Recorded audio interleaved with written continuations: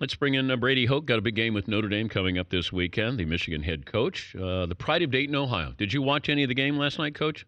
Well, I have to watch it. Number one, Devin Gardner got to spend some time with Peyton at the academy this year, so that was nice. And I've always been a Peyton Manning fan, and my daughter is a huge Peyton Manning fan. So we ate a little homemade pizza and watched the game and saw your wonderful work on TV.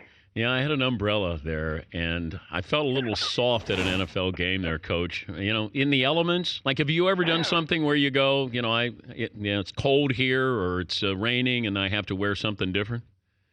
I really haven't stepped to that level yet, but I thought you were going to get blown away. I almost did, Coach. People don't realize I put my life on the line last night, far more than the Ravens did, just to do my job. I want you to know that.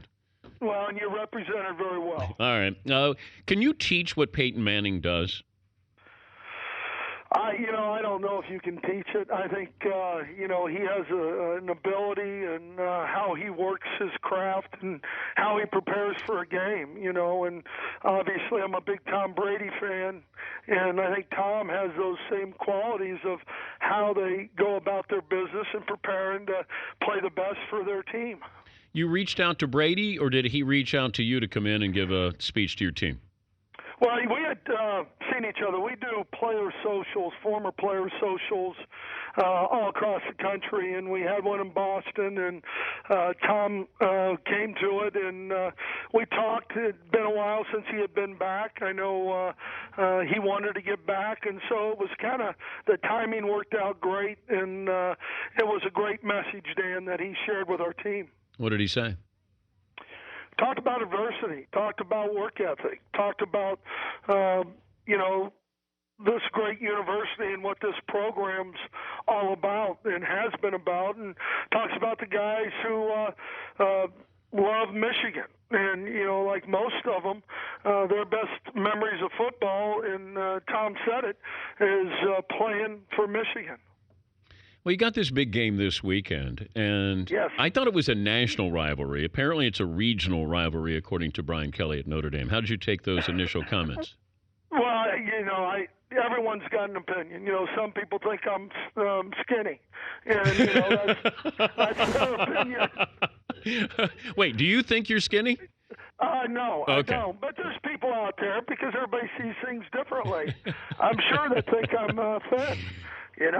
So you laughed awful hard at that, Dan. I'm sorry, I didn't mean to laugh that hard, Coach. Okay, I apologize. Right. It was it was in the delivery. I was laughing at the delivery of the joke. Okay. Wait, right. It was a joke, right? No, oh, really. So, my bad. Yeah.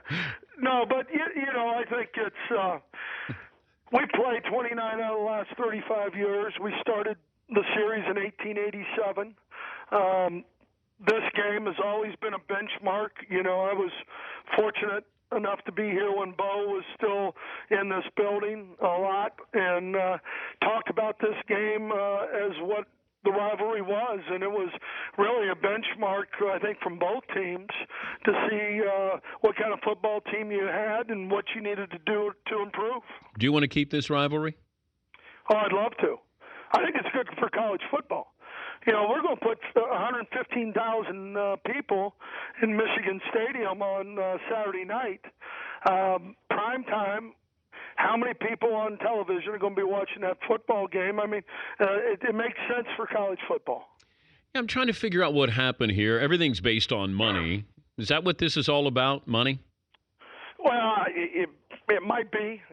Believe me, I'm just trying to get defensive linemen lined up the right way. But it might be that. It might be, they are going into an agreement with the ACC and who they're going to play and all those kind of things. So I just think it's bad for college football that Notre Dame and Michigan aren't going to play. If I said you could beat Notre Dame or beat Michigan State? Oh, boy. How about we beat them both? I know you would say that. I'd be very comfortable. I can't let you have that. What if I said you can beat Notre Dame and Michigan, or Michigan State, but lose to Ohio State? Oh, no. Okay, no, all right. No, well, you got to pick, Coach. So Notre Dame or Michigan State? Well, obviously you're talking about league play. And so, the goal is to win the Big Ten Conference, so you always want to win those league games. The hit that Jadeveon Clowney put on your running back, Vincent Smith, in the Outback Bowl, as his coach, what can you say to him after a hit like that, or even now, months after the fact where we keep showing it? Right. So what do you say to Vincent Smith? You know what, Vince, I saw him last week, and, the message is always, boy, you jumped right back up and tried to get the football. I think it was the hit itself probably wasn't as ferocious or as hard as you would think, just because of where Vince was kind of going down a little bit and all those things. Would that have been an illegal hit this year, in your opinion? It might be this year, but I didn't think it was, to be honest with you. I think, Vince lowered, and I thought Clowney got underneath his chin. I didn't see it as being targeting or helmet to helmet. I don't like the rule, Coach, because we're ruling in the moment if you're going to get ejected. I think you need to, we need to step away from something, and then if you're going to come in and say, all right, we thought that there was intent or did lead with the crown of the helmet. The game moves so fast. How can you rule something in the moment like that and say we're going to eject you? Well, that's a lot of pressure on those officials, and sometimes we disagree about pass interference, because of the moment and how fast the game's being played. And, I think the rule itself, as far as the targeting part of it, it's good for football because we want the safety of what we want for the game. But, the ejections and those things, I think those need to be closely monitored. If Johnny Manziel's your quarterback, finish that sentence. If Johnny Manziel is our quarterback, he'd probably be playing behind Devin Gardner. Wow. Really? Devin Gardner, I've got a lot of faith in. I hope, if you're going to say that. But as far as, what you allow expression, for kids to have a personality, right. How much do you allow, Brady, with what you see with Manziel or any of your star players who do something? Well, we try to educate the kids here that this has always been about the team, the team, the team. And if they're going to celebrate and if they're going to express themselves, do it with your teammates. Do it with the other 10 guys who are on the field that helped you make whatever great play happen where you feel you need to, celebrate. And grab a teammate and, get together with them. If you were going to convince me to not go to Ohio State but go to Michigan, have you? If I was going to convince you? Yeah. Dan, I don't know if we'd want you. Well, I agree. I agree with you. But let's say I had talent. Yes. Okay. Let's say I didn't hold an umbrella on the sidelines. That I was like a tough guy. And you needed me. You go into my house and you sit down. Right. And it's between Michigan and Ohio State. In your best Brady Hoke, I'm going to convince you voice, what would you say? Well, I say what I say to all the. Oh no, I'm different. I'm a star. I'm a little different, Brady. Well, no, you're number one, I talk about the academics that we have at Michigan, and we're rated between 12 and 15 in the world as far as an academic institution.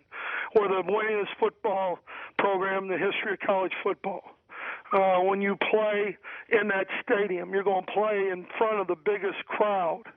And we've got 3 goals for every guy on our football team. Number one is for them to graduate at their highest level. Don't let them underachieve because we can't let them cheat themselves. Socially honor your name and who you represent, your family, in the decisions that you make, and competitively how you come into this building every day to become the best that you can be for Michigan. Can I start as a freshman? If you're good enough. Okay. These are things I want to know. Yeah, if you're good enough. Yeah, we're going to play the best players. If we don't play the best players on our football team, we're cheating our team. Coach Meyer said I could start as a freshman, so I don't know, Coach. Okay. Wait, is that it? You're walking out the door now? No. Oh, I'm okay. just going to tell you, if you're the best player, Because when you become a senior and we have another freshman that I tell is going to start, and he beats you out, No, but you're the better player. No, I'll be in the NFL by then, Coach. Oh, okay. Yeah, I'm going right after my junior year. Yeah, there you go. Well, if you're ready, God bless you. I hope you are. Have fun this weekend. It's always great to hear from you, Coach. Thank you. Great to talk to you. Thanks, Dan. It's Brady Hoke, Michigan head coach. I love that voice. The Dan Patrick Show, weekday mornings on Audience.